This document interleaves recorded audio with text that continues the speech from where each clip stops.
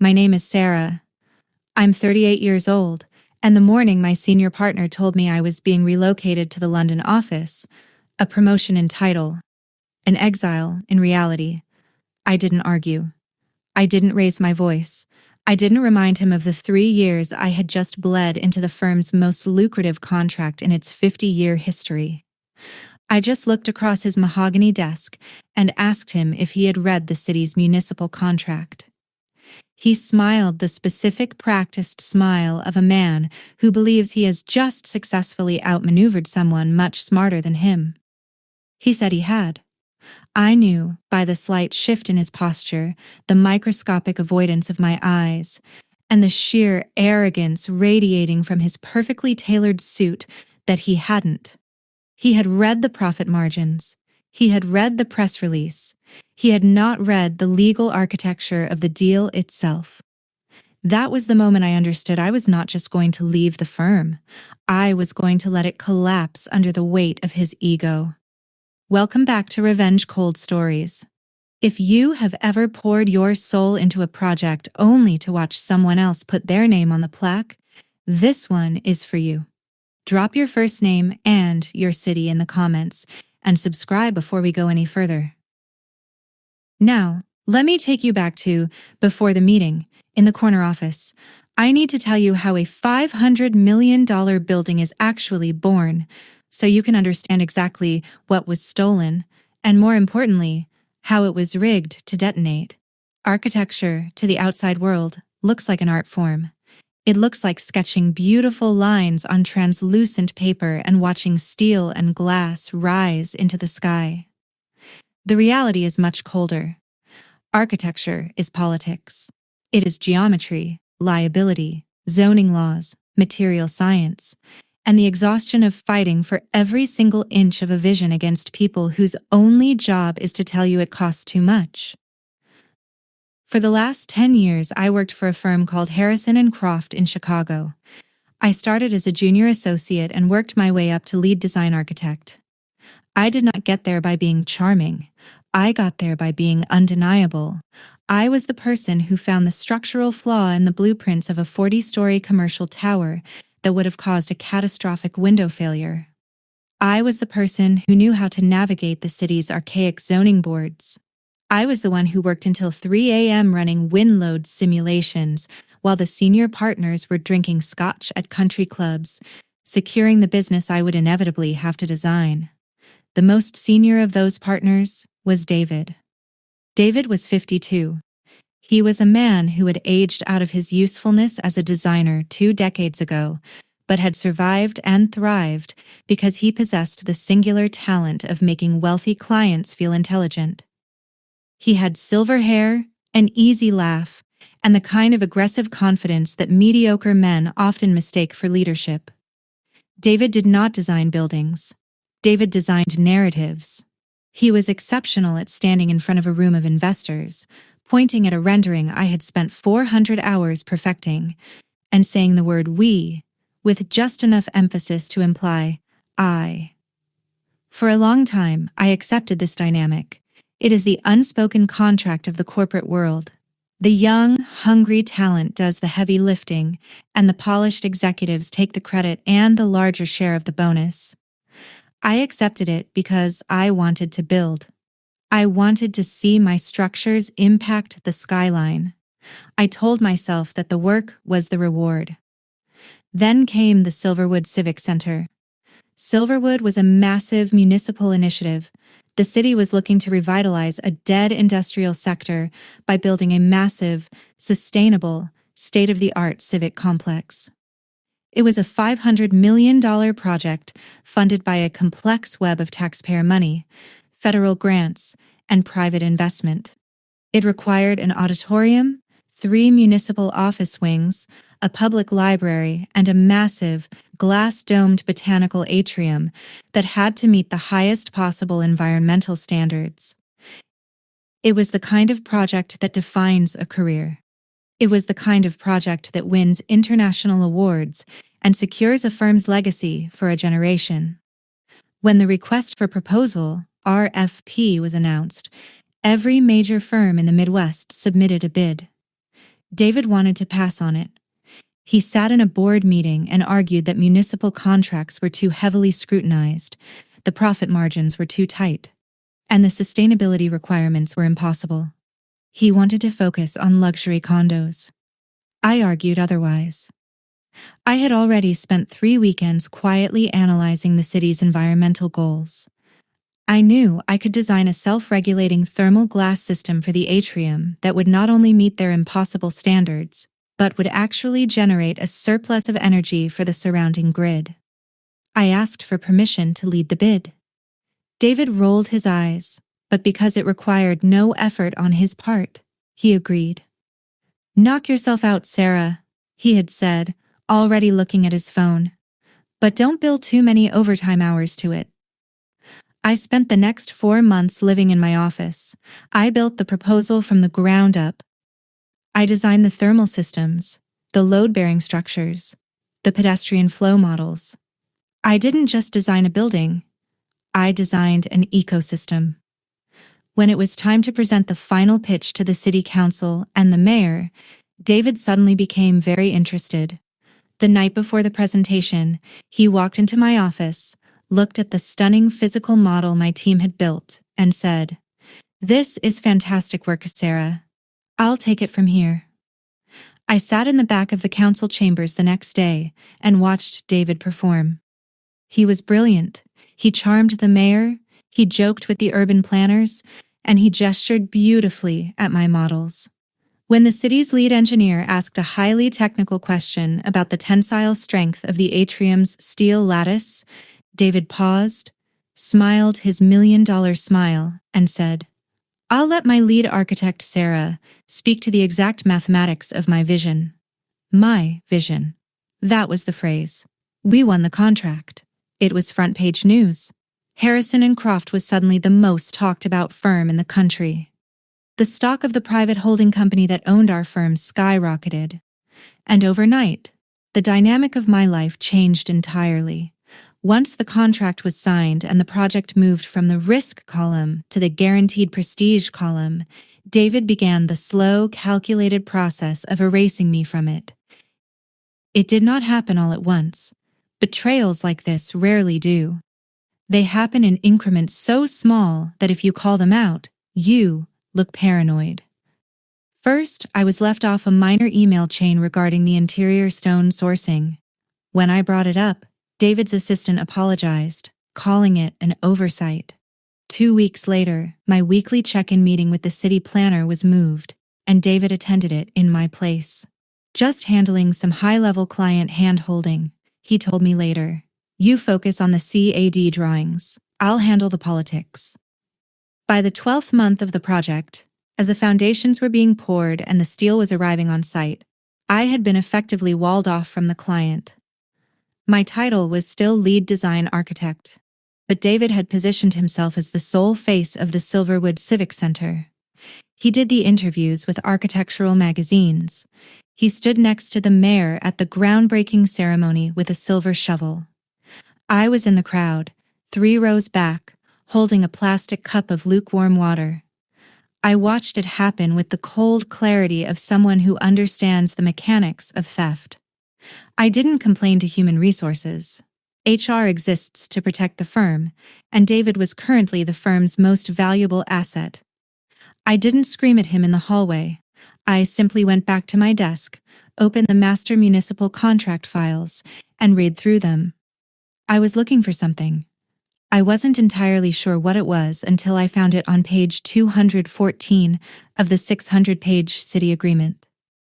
Let me explain something about government contracts, specifically ones involving massive amounts of public money and complex, experimental sustainable engineering.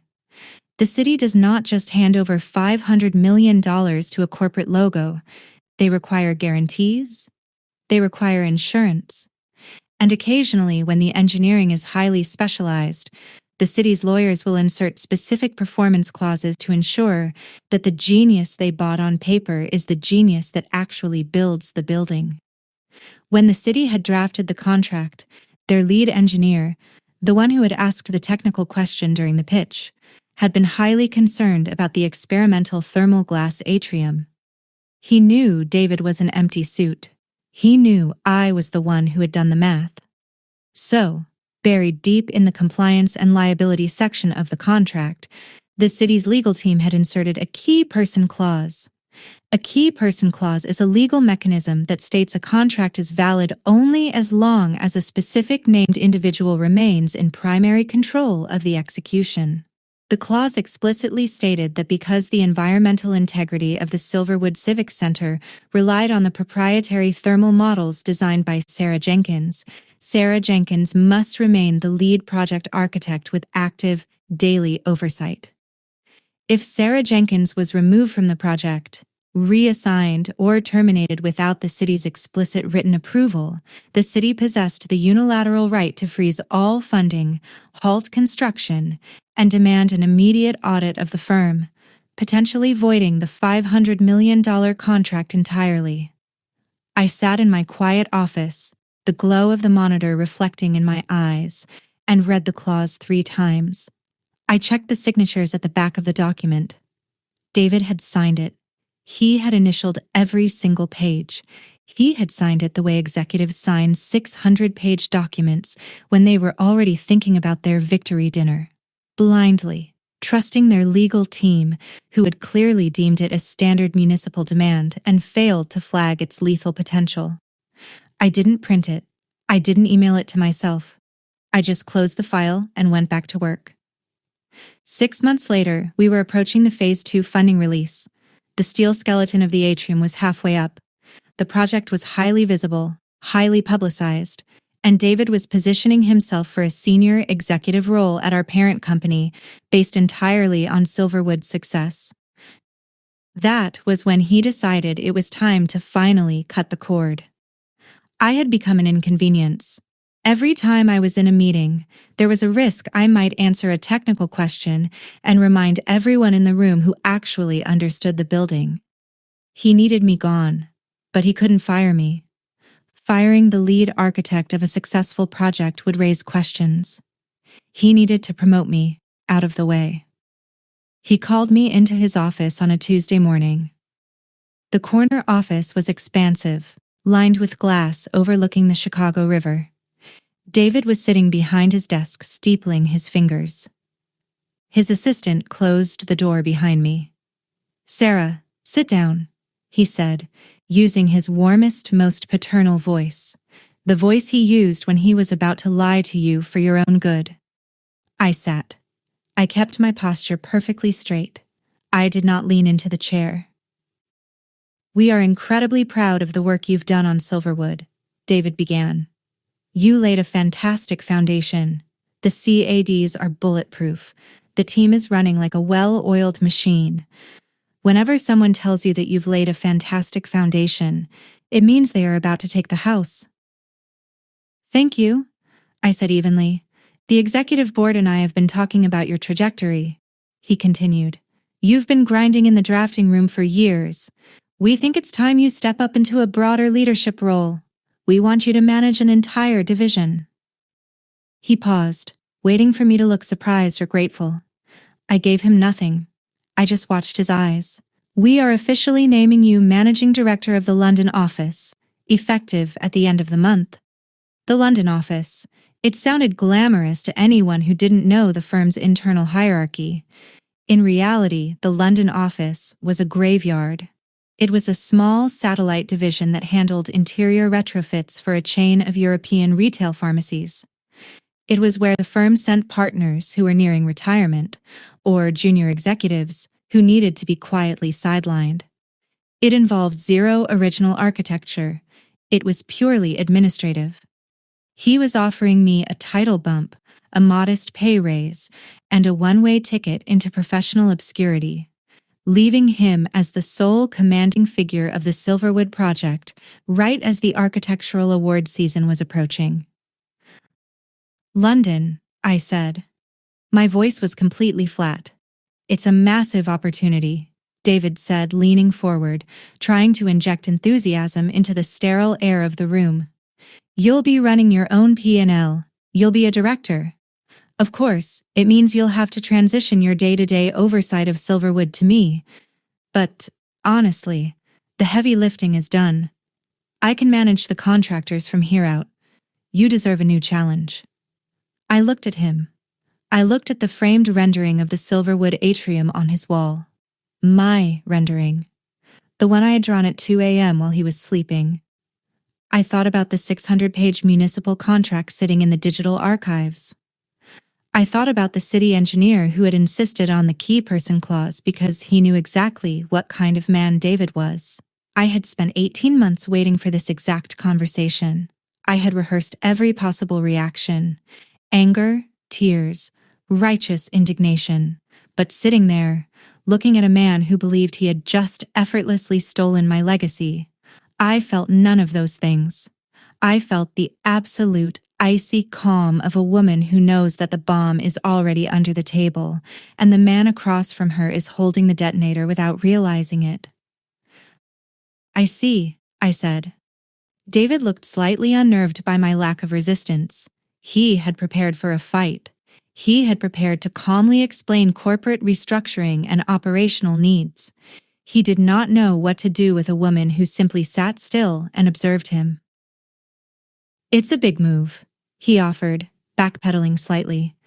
We can give you the week to think it over, of course, but the board is very excited about this.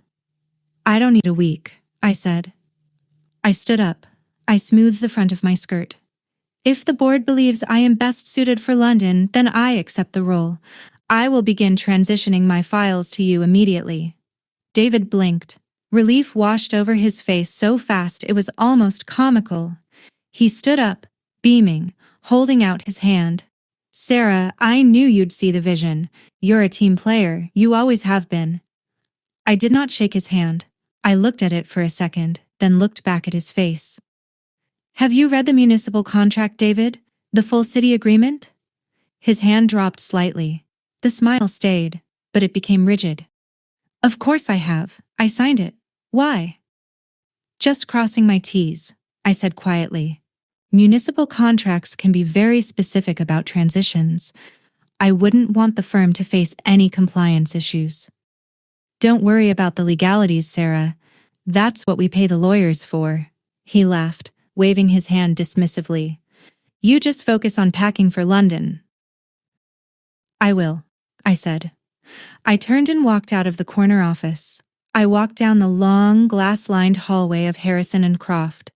I walked past the drafting tables, past the junior associates working on my models, past the structural engineers analyzing my thermal loads.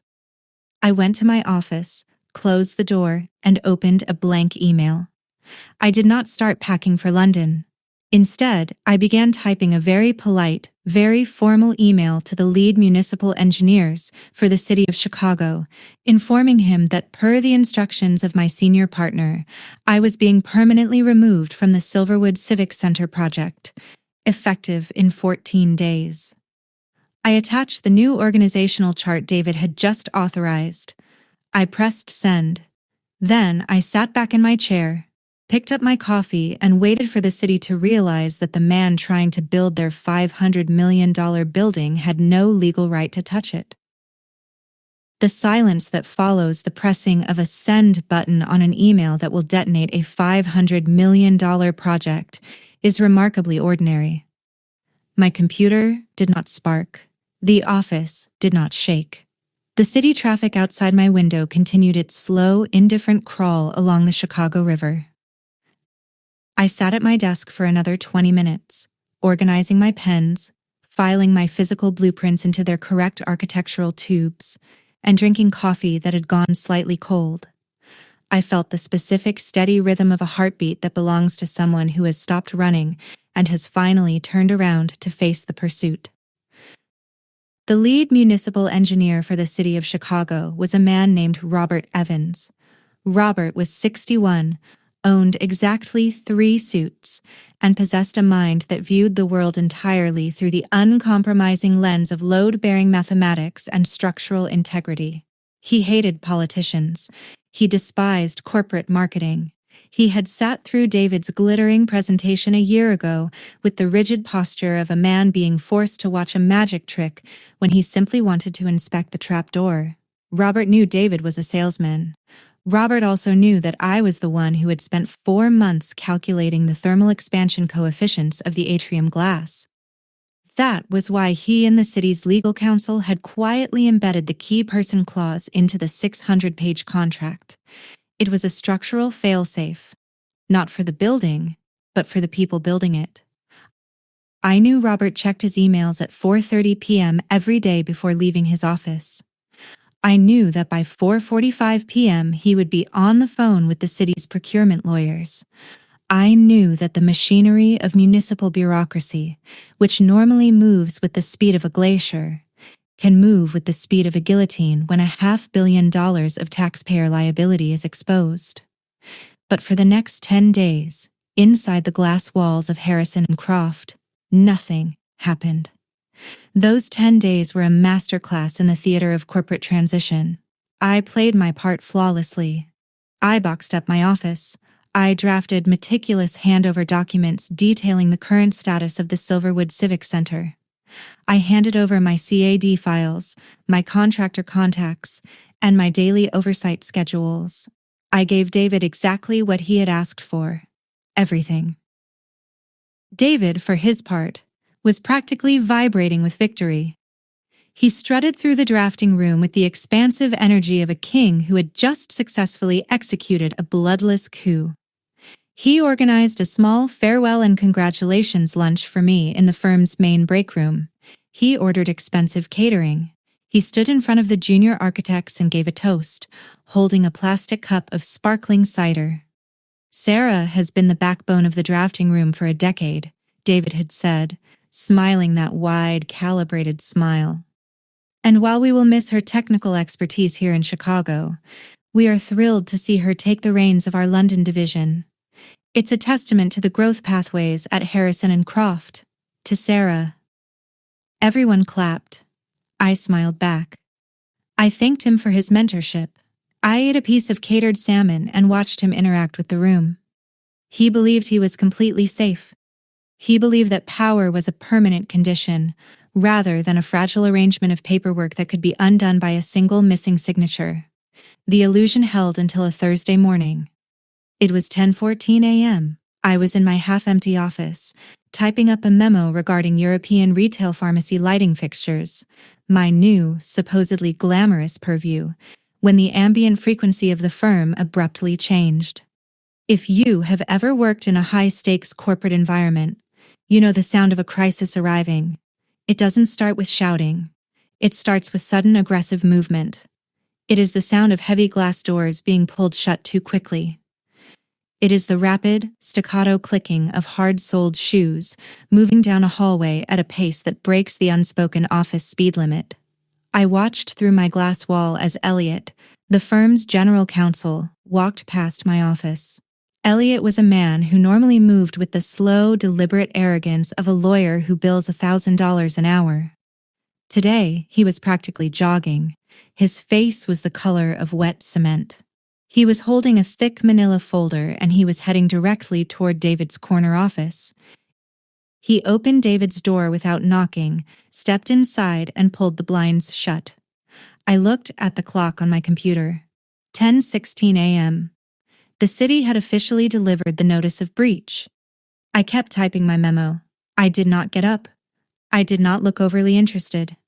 I sat in my chair and I waited. Over the next 45 minutes, I watched the panic metabolize through the executive floor. 2 more senior partners were summoned to David's office. The blinds remained tightly drawn.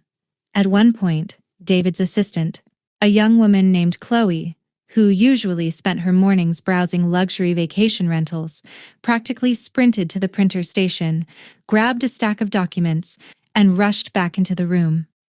They were reading the contract. The 600-page contract that David had initialed, signed, and never bothered to comprehend. At 11:05 a.m., my desk phone rang. It was Chloe. Her voice was an octave higher than usual, tight and breathless. "Hi, Sarah. David needs you in the main boardroom right now." "I have a call with the London property managers in 10 minutes, Chloe," I said smoothly. "Is it urgent?" "Yes," she said. The single word hung in the air, heavy and unpolished. "They said drop everything. All right, tell them I'll be right there. I took my time. I saved my document. I closed my email. I picked up my notebook, the same black leather notebook I used for every meeting, and a pen. I walked down the hallway at my normal, measured pace. I did not hurry. When you are the one holding the ace, you let the people bleeding chips wait for you to arrive at the table. I opened the door to the boardroom. The air inside felt 10 degrees hotter than the hallway. David was standing at the head of the long oak table, leaning heavily on his hands. His tie was loosened, the top button of his collar undone. The practiced paternal warmth was entirely gone, replaced by a pale, vibrating panic. Elliot, the general counsel, sat to his right, staring at a laptop screen with the intensity of a man trying to defuse a bomb by reading the instruction manual in a language he doesn't speak. 2 other senior partners were sitting in silence. Everyone looked at me as I closed the door. "Sarah, sit down," David said. It was not an invitation, it was a command laced with a plea. I walked to the nearest chair and sat. I opened my black notebook. I clicked my pen.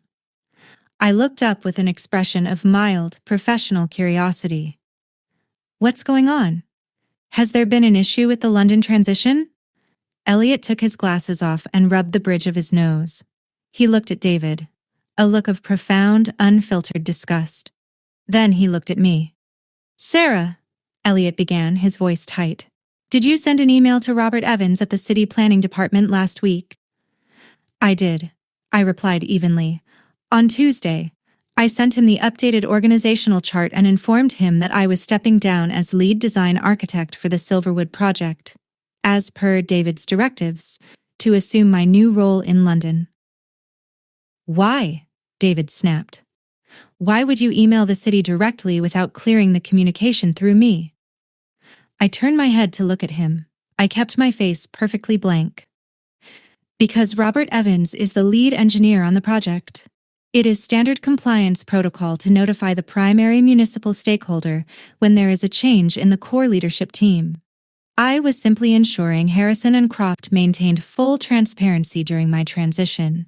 You told me to focus on packing for London and not to worry about the legalities. I was tying up my loose ends." "You tied a noose, Sarah!" David shouted, slamming his palm onto the table. "David, shut up," Elliot snapped. It was the first time I had ever heard anyone speak to David that way in 10 years. Elliot turned back to me. "Sarah, the city has just issued a formal notice of breach. They have frozen the Phase 2 funding. They have ordered an immediate halt to all steel construction on the atrium site. They are threatening to invoke a penalty clause that could cost the parent company upwards of $20 million in damages, and they are demanding a formal audit of our firm's operational capacity." I allowed a look of polite, restrained confusion to cross my face. "I don't understand. Why would my promotion trigger a funding freeze? Silverwood is moving into the construction phase. David told me he had the client relationship fully managed." Elliot let out a harsh, bitter exhale.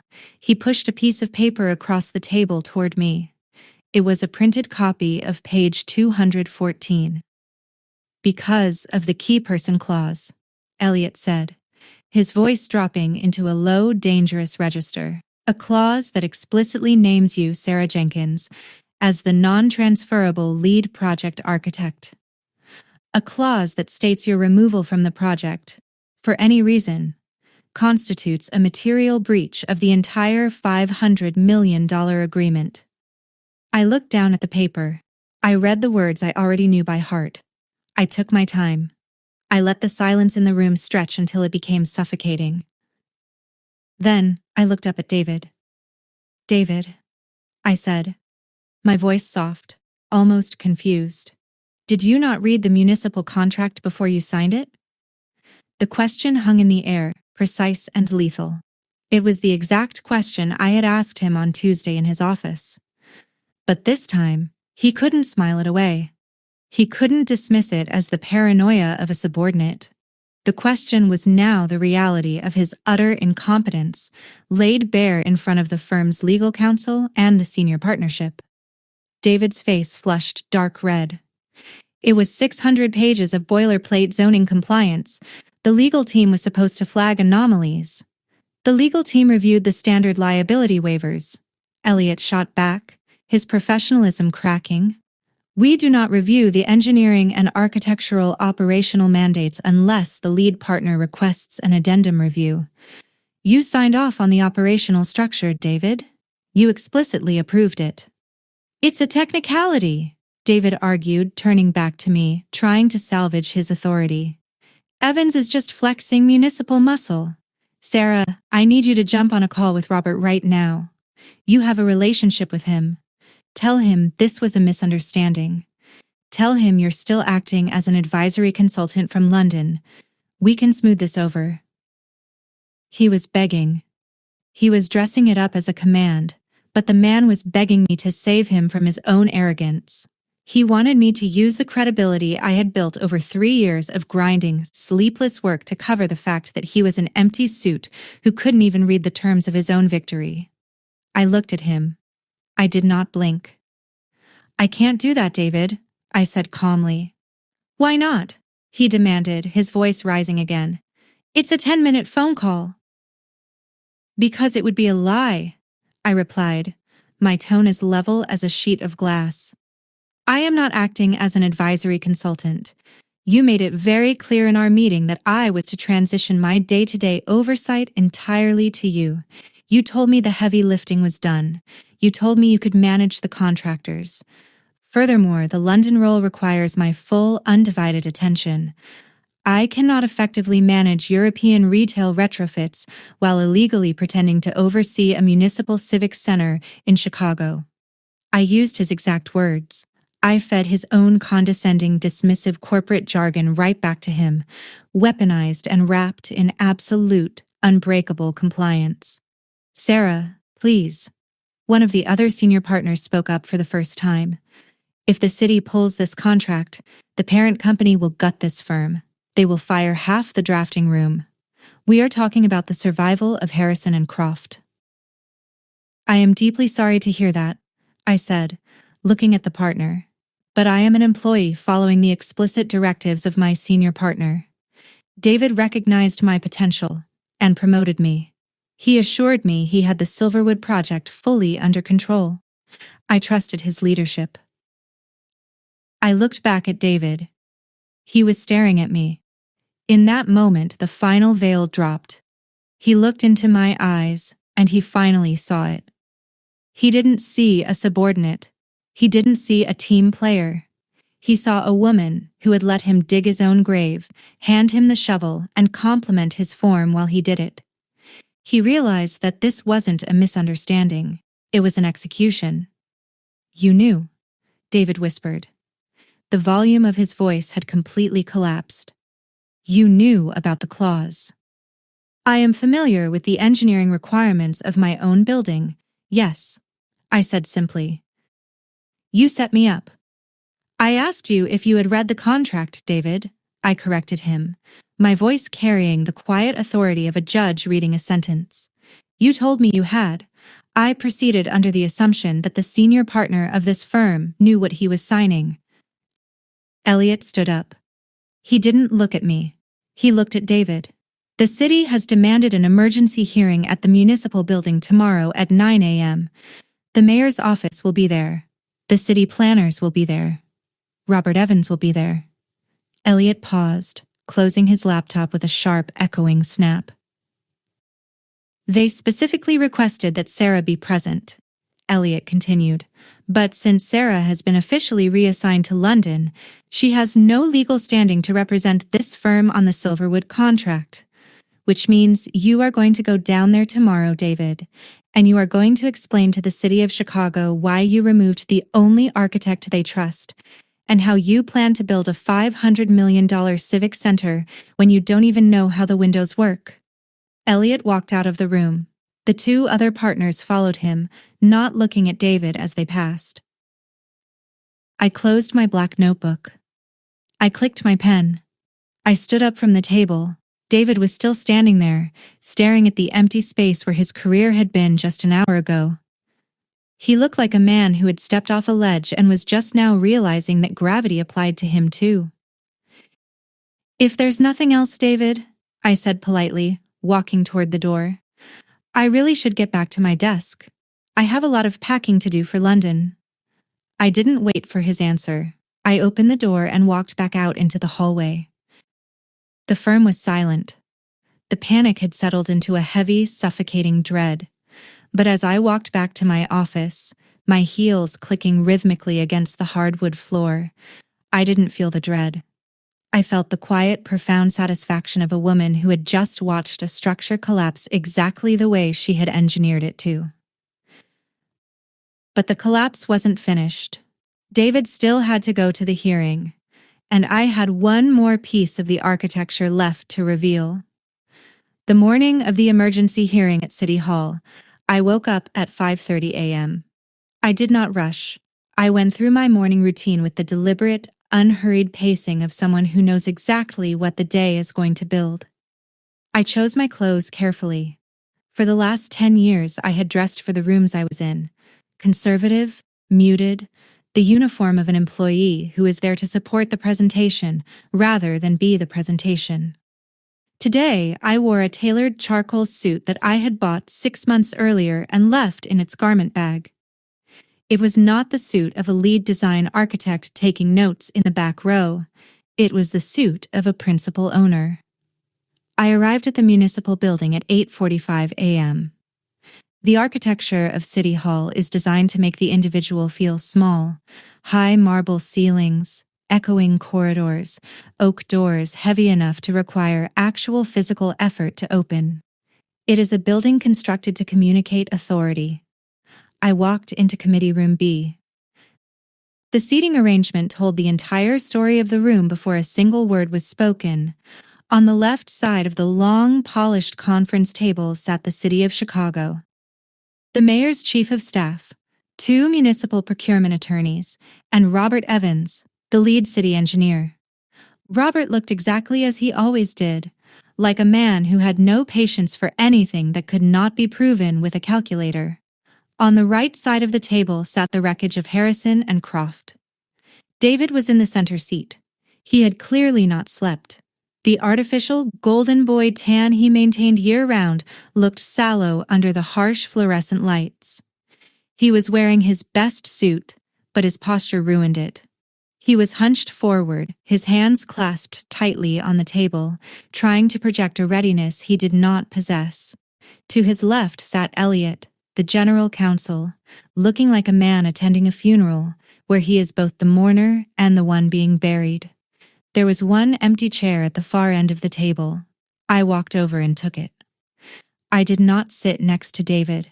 I did not align myself with Harrison and Croft. I sat at the end, equidistant from the city and the firm, occupying an island of my own choosing. David looked at me as I sat down. His eyes were hollow, stripped of every illusion he had ever sold himself about our dynamic. He looked away quickly. At exactly 9 a.m., Robert Evans opened his folder. "Let's skip the pleasantries," Robert said. His voice was gravel and rusted iron. He did not look at David. He looked at the paperwork. On Tuesday, this office received formal written notification that Sarah Jenkins has been permanently removed from her role as lead project architect on the Silverwood Civic Center, reassigned to a different continent, and instructed to surrender all daily oversight. "Mr. Croft, is this accurate?" David cleared his throat. He attempted to deploy the smile. It died before it reached his eyes. "Robert, let me frame this properly," David began, his voice adopting the soothing, authoritative cadence he used to calm nervous investors. "Harrison and Croft values Sarah immensely. She is a rising star. We presented her with a massive promotional opportunity to run our European retail division. It was a structural corporate realignment, not a removal from Silverwood in spirit. I am personally stepping in to assume primary command of the construction phase." Robert Evans stopped reading his file. He looked up. He looked at David the way a scientist looks at a particularly disappointing specimen in a petri dish. "In spirit," Robert repeated. The two words sounded absurd in the cavernous room. Yes, David said, leaning forward, trying to manufacture momentum. The design is complete. The CAD files are locked. The heavy lifting is done, Robert. From here on out, it is simply a matter of contractor management and material logistics. And with my 30 years of experience managing large-scale developments, I can assure the city that the transition will be seamless. Seamless, Robert said. He picked up a pen and tapped it once against his legal pad. Mr. Croft, the thermal glass atrium you are building is the first of its kind in North America. The environmental sustainability grants this city secured from the federal government are entirely contingent on that atrium operating at a net positive energy output. And it will, David promised eagerly. We have the best engineering team in the Midwest. Then you should have no problem answering a simple question, Robert said. He leaned back in his chair. The eastern lattice of the atrium will bear the brunt of the thermal expansion during the summer months. To compensate, Ms. Jenkins designed a dynamic load-bearing joint system. Explain to me the stress distribution ratio of these joints when the external temperature exceeds 95 degrees. The room went entirely silent. It was a silence with weight.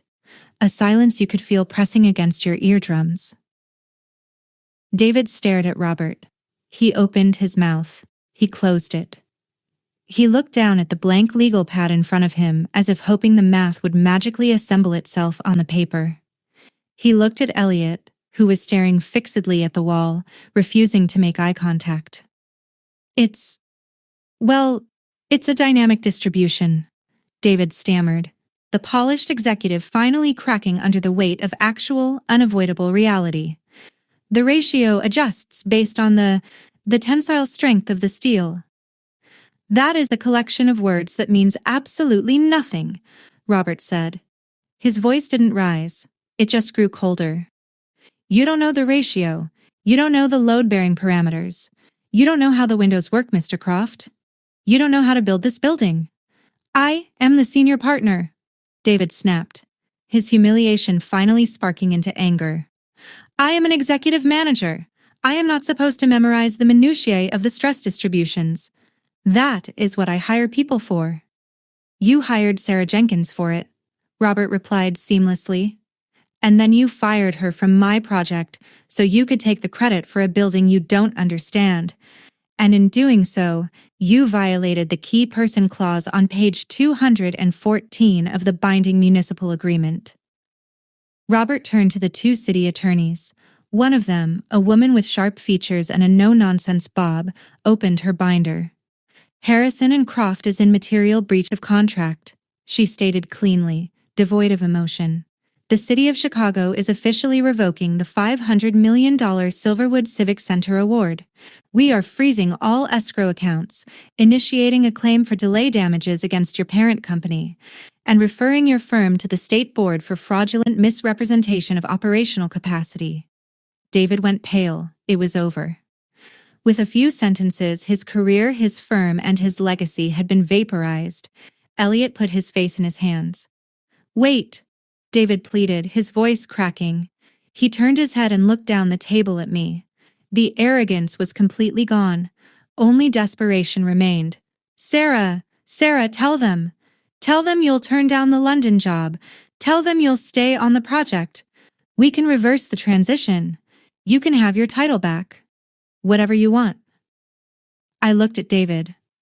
I let him sit in the pathetic reality of what he had just asked me to do.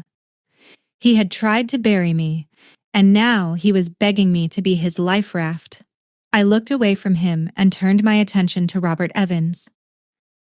Mr. Evans, I said. My voice was clear, calm, and echoed perfectly in the large room. If Harrison and Croft is officially removed as the primary contractor, what is the city's contingency plan for the Silverwood project? Delaying construction to run a new RFP process will cost the taxpayers millions and jeopardize the federal grants. Robert looked at me. The hostility that had been directed at David vanished, replaced by a sharp, calculating respect. We are aware of the timeline issues, Ms. Jenkins, Robert said, But the city cannot proceed with a firm that cannot execute the engineering. We will have to eat the delay costs and find a firm that can. You don't need a new firm to execute the engineering, I said. You just need the key person. I reached into the leather briefcase at my feet. I pulled out a dark blue-bound folder and slid it across the long table toward Robert Evans and the city attorneys. 18 months ago, I said, when I designed the Silverwood project, I understood the liabilities involved.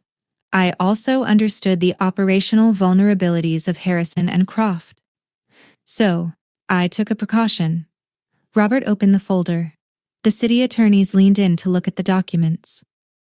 What you are looking at are the Articles of Incorporation for Jenkins Architecture LLC, I explained, keeping my tone strictly professional. Fully licensed, fully insured, and capitalized. I incorporated it 18 months ago. You will also find letters of intent from the primary steel fabricators, the thermal glass suppliers, and the concrete contractors. They have all agreed to honor their current pricing models and timelines under a new vendor agreement, provided I am the principal. I paused, letting the information settle into the room. I could feel David staring at me from the side, but I did not acknowledge him. He was no longer a factor in my professional life. He was just a spectator. The key person clause exists to protect the city's intellectual investment, I continued, speaking directly to the mayor's chief of staff. Harrison and Croft has breached their contract, but I have not breached my commitment to this building. If the city invokes the emergency reassignment protocols under Municipal Code 4-B, you can transfer the master contract directly to Jenkins Architecture. The city loses no time. The federal grants remain secure. And you get the exact building I designed for you, managed by the person who actually knows how to build it. The room was perfectly still. Robert Evans looked at the documents. He read the letters of intent from the suppliers. He looked at the capitalization structures. Then he looked up at me. A very small, very genuine smile touched the corner of his mouth. He had wanted a trapdoor to get rid of David. I had just handed him a fully paved escape route. This is highly irregular, the city attorney noted, though she was already pulling a pen from her pocket to review the incorporation dates. So is a senior partner dismantling a $500 million project for his own ego, Robert Evans replied without looking at her. He kept his eyes on me. Can you absorb the necessary drafting staff to keep the CAD work on schedule? Harrison and Croft is about to face massive financial penalties, I said smoothly. I imagine they will be instituting layoffs by the end of the week. I have already drafted offer letters for the 12 junior architects and structural engineers who built my models. I can have my new office fully operational by Monday morning. David stood up. His chair scraped violently against the hardwood floor. You planned this, David whispered, pointing a shaking finger at me. You set this whole thing up from the beginning. You stole my project. I finally turned to look at him. I did not raise my voice. I did not need to. I didn't steal anything, David, I said. I built the project. I designed the thermal glass. I calculated the load bearings. I wrote the RFP. I secured the contractors. All you did was stand in front of a camera and take the credit. You didn't lose this project because I stole it. You lost it because you thought the work didn't matter. You thought the person doing the work didn't matter. You were wrong. I turned back to the city officials. If you need time to review the proposal, I am available all day. We will review it immediately, the mayor's chief of staff said, gathering the blue folder. Ms. Jenkins, please remain in the building. Mr. Croft, your presence is no longer required. Formal notice of the penalty assessments will be sent to your parent company's legal department by the end of business today. David stood there for a long moment. He looked at Elliot, who was already packing his briefcase and avoiding his gaze. He looked at the city officials, who had already moved on to discussing the transition logistics. He looked at me, sitting calmly in my charcoal suit, holding the keys to the empire he had tried to take from me. He had absolutely nothing to say. David turned and walked out of the room. His footsteps were heavy, echoing down the marble corridor, the sound of a man walking into a future where he was entirely irrelevant. 3 hours later, the city invoked emergency reassignment protocols. They voided Harrison and Croft's contract and awarded the completion of the Silverwood Civic Center to Jenkins Architecture. The fallout was precisely what Elliot had predicted. The parent company was furious. They settled the breach penalties with the city for $12 million and immediately liquidated Harrison and Croft's leadership. David was fired with cause, meaning his lucrative exit package and stock options were revoked. Elliot took early retirement. The London office, ironically, was shut down entirely. I hired my 12 junior architects. I rented a bright, open loft space in the West Loop. We didn't have mahogany desks or corner offices. We had drafting tables, whiteboards, and the absolute certainty that the work we were doing belonged to us. 14 months later, the Silverwood Civic Center opened to the public. I stood in the center of the thermal glass atrium on opening day. The sunlight poured through the geometric lattice, hitting the indoor botanical gardens exactly the way my 2 AM models had predicted. The temperature was perfectly regulated. The stress distribution joints held the weight flawlessly. The mayor gave a speech. Robert Evans stood in the back, arms crossed, looking satisfied. And when the architectural magazines published their cover stories on the building of the decade, my name was the only one printed on the page. That is the whole story. Now, here is what I want to leave you with. Corporate environments are built on a very specific illusion. They run on the assumption that the people at the top are indispensable, and the people quietly doing the work at the bottom are replaceable. They rely on the belief that if someone in a nicer suit takes credit for your brilliance, you will simply lower your head, accept your paycheck, and be grateful for the opportunity to be in the room. David believed that illusion. He believed it so deeply that he never bothered to read the contract that governed his own project. He assumed my silence was submission. He assumed my compliance was weakness. But true competence is never weak, and true leverage doesn't require shouting. If you are the person doing the heavy lifting, if you are the one running the math while everyone else is drinking scotch, do not let them convince you that you are just a cog in their machine. You are the engine. And the beautiful thing about being the engine is that you decide when the machine stops moving. You don't need to throw a tantrum. You don't need to burn the building down. You just need to read the paperwork, quietly pack your parachute, and let the people who built their empires on your back realize what happens when you decide to stand up. Tell me in the comments your first name and your city. Tell me if you have ever sat quietly in a room while someone else took credit for your work. Tell me if you eventually let them fall. For more stories like this one, come find us on the channel. Every story here is about someone who is underestimated and turned out to be the architect of their own justice. Subscribe, and I'll see you in the next one.